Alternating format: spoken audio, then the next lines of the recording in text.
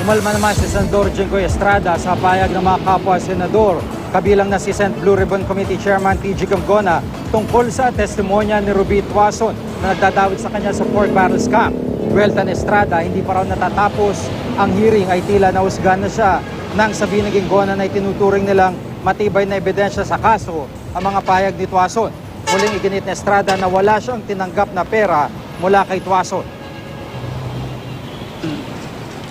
I feel so hurt by the parting statements made by the chairman of the Blue Ribbon Committee. If he chooses that battle, I will give him that battle, Mr. President. Magkakasama po tayo rito lahat.